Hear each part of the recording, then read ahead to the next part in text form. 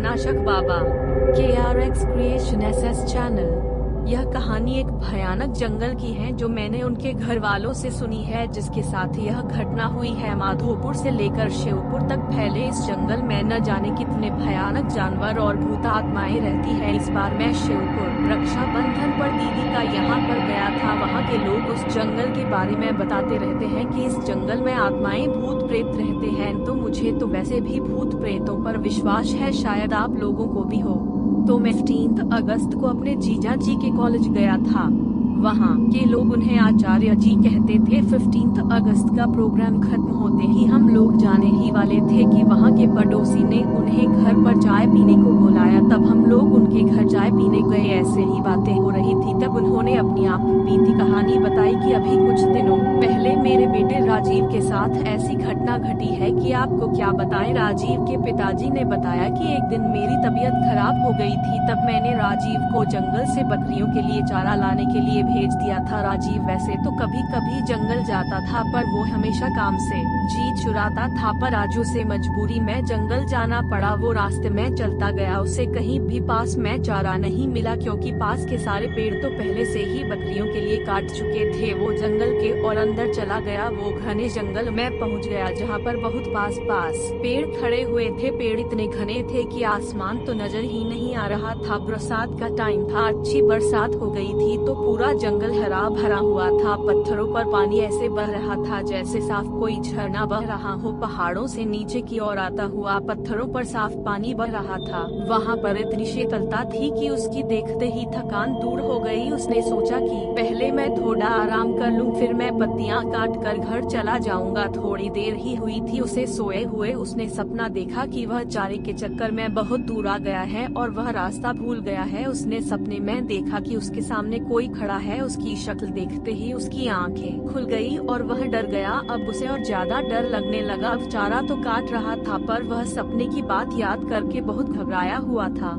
उधर सूरज भी ढलने वाला था। उसके हाथ दूर दूर तक किसी की भी आवाज सुनाई नहीं दे रही थी। वह जल्दी जल्दी पत्तियां काट ही रहा था कि उसे आपस में बातें करते हुए एक आवाज सुनाई दी। उसने सोचा कोई आदमी होगा तो मैं उसी के साथ घर चला जाऊंगा। उसने जल्दी से पत्तियां बांध दी और वह आवाज आ रही थी उधर की ओर चल दिया पास। पर उसने यह ध्यान नहीं किया कि वो आया किधर से है और किधर जा रहा है। वह उल्टा जंगल में घुसता चला गया। आवाज और साफ सुनाई देने लगी तो वह और आगे बढ़ा। उसने देखा कि दो लोग आपस में बातें कर रहे हैं और उनकी पीठ दिखाई दे रही है। उसने उनके पास जाकर बोला, क्या तुम मुझे घर जाने का कोई छोटा रास्ता बता सकते हो? इतना उसने कहते ही वो दो लोग उसके सामने से ऐसे फुर्र हुए कि वहाँ कोई था भी या नहीं। उनके गायब होते ही उसके पसीने छूट गए और वह बेहोश हो गया। जब उसे होश आया तो वह क्या देखता है कि वो सपने वाला आदमी उसके सामने खड़ा है। बड़ी बड़ी लाल आंखें, दांत बाहर निकले हुए ऊपर से नीचे तक, इतना भयानक कि वह डर गया और पागल सा होकर भागने लगा।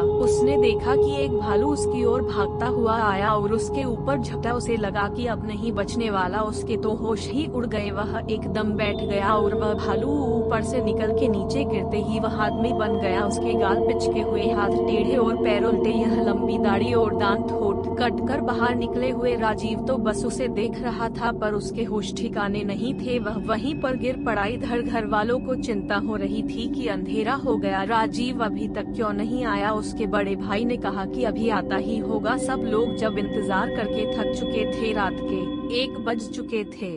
अब उसके भाई को लगा शायद कुछ तो गड़बड़ है। कुछ लोगों ने कहा चलो ढूंढते हैं, क्या पता इतने बड़े जंगल में कहाँ क्या हो गया होगा। सब लोग लाठी भाले टार्च लेकर उसे ढूंढने निकल पड़े। उसका भाई अपाहिज था, वह एक पैर से चलता था, इसलिए उसके पिताजी ने कहा, बेटा तू यहीं रह अपनी माँ और बहन के पास, हम लोग जाते हैं, कुछ खबर होगी तो हम बताएंगे। पूरी रात जंगल में ढूंढते हुए हो गई, पर उसका कुछ नहीं पता चला। जहाँ तक वो लोग जाते थे वहाँ तक सारा जंगल छान मारा, मगर राजीव का कोई पता नहीं। सब लोगों ने कहा कि अभी घने जंगल में जाना ठीक नहीं है, अभी सुबह होते ही चलेंगे। अभी 4 बजे है, अभी 1 घंटे में सुबह हो जाएगी। सब लोगों ने वहीं बैठकर सुबह का इंतजार करने लगे। थोड़ी देर बाद सुबह हो गई। सब लोगों ने कहा चलो अब चलते हैं। सब लोग चल दिए आवाज लगते हुए। राजीव पर राजीव बेचारे की भूख प्यास के मारे वो हालत हो गई थी कि वह सुध बुध खो बैठा था। उसे अब यह नहीं पता कि मैं कहाँ पर हूँ। 2 दिन हो गए। राजीव का कहीं पता नहीं चला। अब सब लोग परेशान थे। उधर राजीव का भाई बहुत व्याकुल था। बेचारा कुछ कर तो नहीं सकता था। वह जाकर अपने सामने खड़े हुए नीम के पेड़ के नीचे गड्ढा खोदने लगा और कहने लगा, मेरा भाई आएगा, मेरा भाई आएगा। वह कहे जा रहा था। दोस्तों, उस नीम पर वह रोज सुबह दूध चढ़ाते थे। उसे अपने देवता का निवास मानते थे। इधर उसके भाई की पुकार सुन के उनके देवता निकल पड़े। उधर रात हो गई थी और राजीव को उन भूतों ने घेर रखा था। भाई वह खुद बता रहा था, भाई क्या बताऊं, उस रात की बात करके मैं अभी भी डर जाता हूं। वहां पर इतने भूत एक साथ मैंने क्या किसी ने सपने में भी नहीं देखे होंगे। किसी की गर्दन अलग, कोई बिना आंख कान, कोई डांचा मेरे चारों तरफ तांडव कर रहे थे। मैं कभी जिंदगी में सोच नहीं सकता कि ऐसा दिन भी आएगा। ऐसी तरह तरह की आवाजें निकाल रहे थे। सारा जंगल उनकी आवाज से गूंज रहा था। मुझे लग रहा था कि मैं अब बचने वाला नहीं हूँ। लगता है यह लोग मुझे मार डालेंगे। मैं तो इतना डरा हुआ था कि मैं रो रहा था कि अचानक घोड़े के पैरों की आवाज आई। सब लोग एकदम शांत हो गए। इन सब लोगों ने आस तोड़ दी कि अब हमें राजीव नहीं मिलेगा। सब लोग वापस आ गए। सारे घर में मातम सा छा गया। इधर किसी ने कहा कि किसी भगत को बुलाओ और पता कराओ कि वो अभी तक जिंदा है कि नहीं, वो लौट आएगा कि नहीं। एक आदमी वहाँ के भगत को बुलाने चला गया। उधर राजीव के देवता वहाँ पर पहुँचे, हाथ में तलवार, घोड़े पर सवार। उनको देखते ही सारे भूत भागने लगे। उन्होंने एक एक को पकड़ पकड़ के ऐसे मारा जैसे कोई हीरो फिल्म में एक योद्धा सबको काट देता है। जैसे ही उनकी तलवार उनकी गर्दन पर पड़ती वह मिट्टी में मिल जाते। यह सब राजीव अपनी आंखों से देख रहा था। तब उस घुड़सवार ने कहा कि तुम अब चिंता मत करो, मैं आ गया हूँ और सुबह तक कोई तुम्हें लेने आ जाएगा। अब तुम बेफिक्र होकर सो जाओ। उनके आने से मेरा सारा डर खत्म हो गया और मैं आराम से सो गया। इधर भगत जी आए। उन्होंने अपना ध्यान लगाकर देखा और कहा कि तुम्हारा लड़का सही सलामत है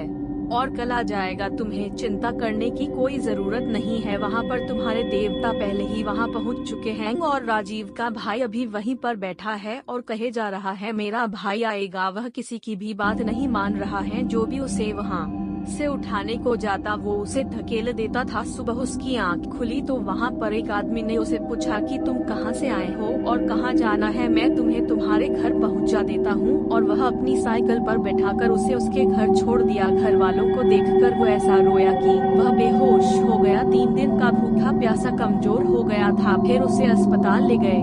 वहाँ वो 2-3 दिन बाद ठीक हो गया। दोस्तों, कहानी कैसी लगी कमेंट में जरूर बताएं।